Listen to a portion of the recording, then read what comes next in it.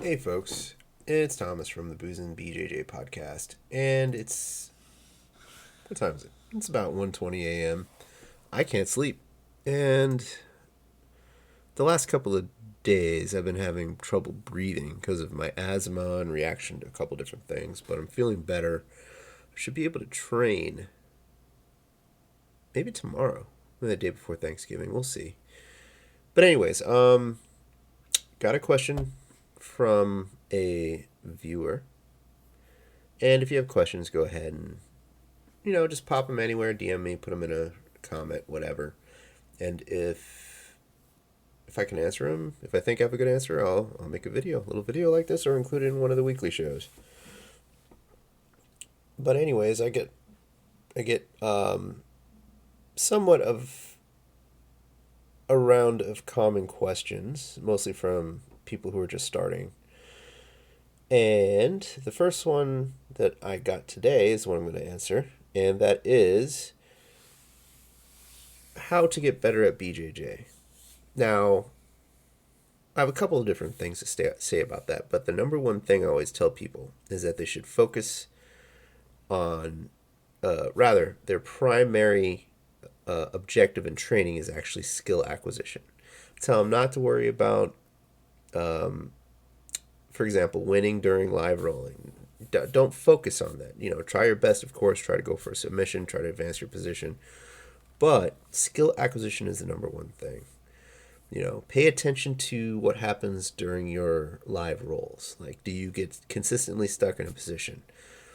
Ask somebody ask your coach, ask an upper belt, how do I get out of this position? Do you consistently fail at a move? Demonstrate it for someone more knowledgeable and see what their critique is. Just keep reevaluating what you're doing and do a really honest self-evaluation of what you're doing, and then talk it out. The first thing you do is, when you notice that you're stuck somewhere, or if you're failing on executing a technique, is of course ask your coach. And if you're not comfortable doing that for whatever reason, ask one of the upper belts. And there we go. Sorry, game started. But anyways, go through that process, trial and error process. Try out a skill, learn that skill, and then troubleshoot it until you get good at it, until you have figured it out to the point where you can execute it on a live person. Now, with skill acquisition, of course, the follow-up question is usually, well, how do I get better at said skill when I want to? And it's a two-part answer from there. The first part is drilling. Drill it on a partner who's not resisting, and then build up from there. Have your partner resist a little bit more and a little bit more as you continue drilling it, and then do some positional sparring. That incorporates the technique that you're trying to learn. And of course, the ultimate test is live execution. So during a live roll, see how often you can hit that technique. See what is causing you to fail in that technique. See how people are reacting to it when you try to put them in it, or try to execute this technique on them. Keep a mental diary of all this stuff, and then again, talk to your coach, talk to an upper belt, and see if you can fill in the gaps.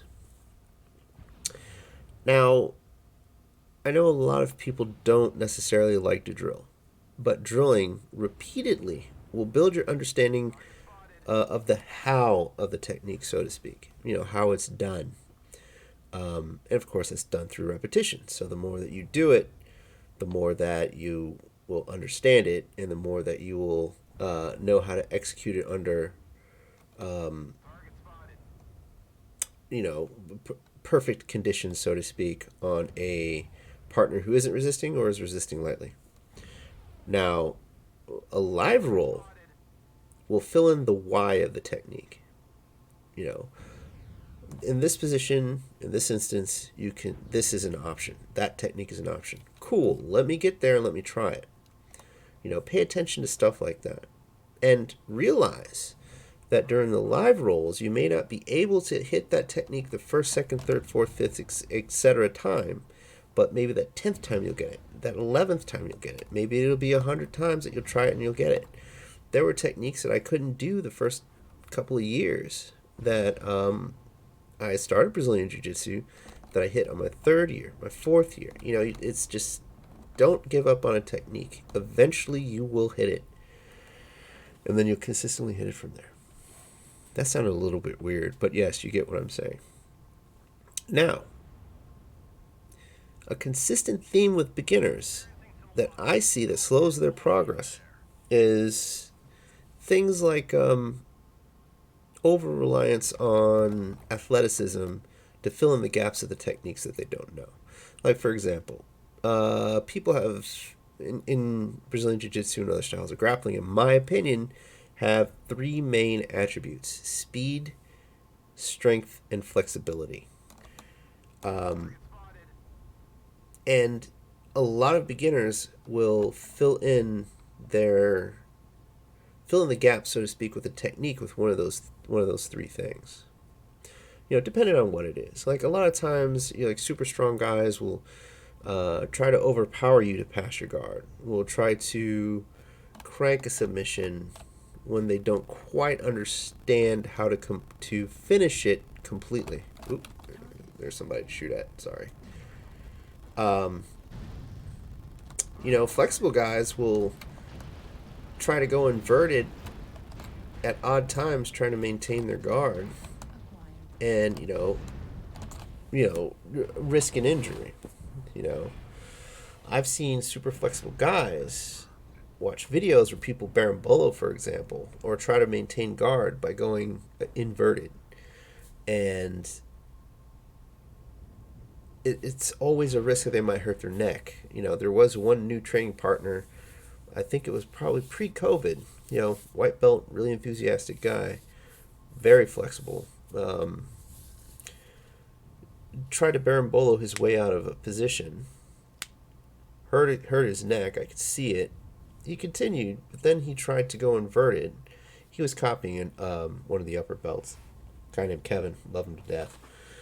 But he tried to go inverted, not knowing what he was doing, kind of like a Granby roll, whatever it's called, and then he hurt his neck further, never saw him again.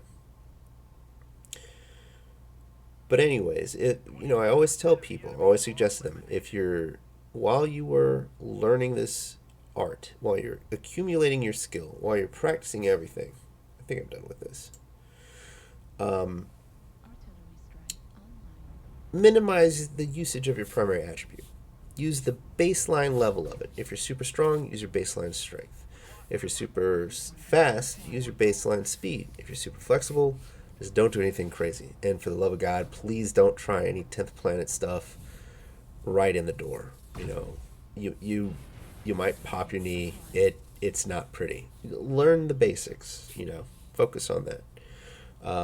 Once you're comfortable with the techniques that you're learning, and once you start accumulating your arsenal, you can start including your speed, strength, and flexibility advantage.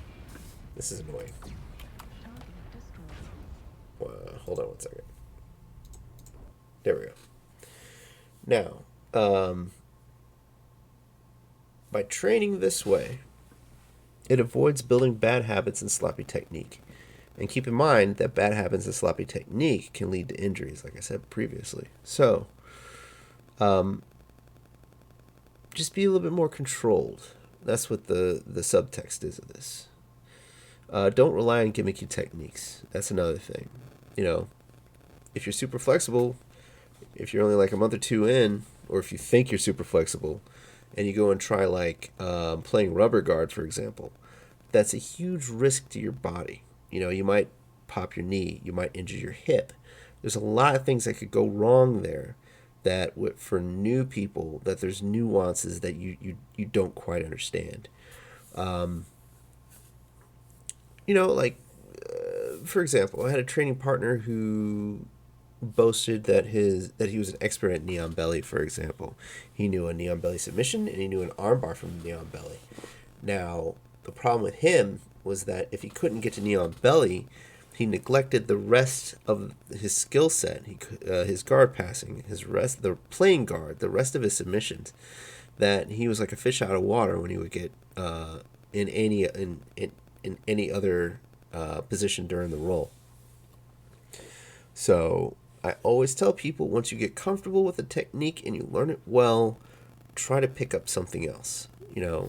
Brazilian Jiu-Jitsu is, a game of top, passing guard, bottom, playing guard, and submissions.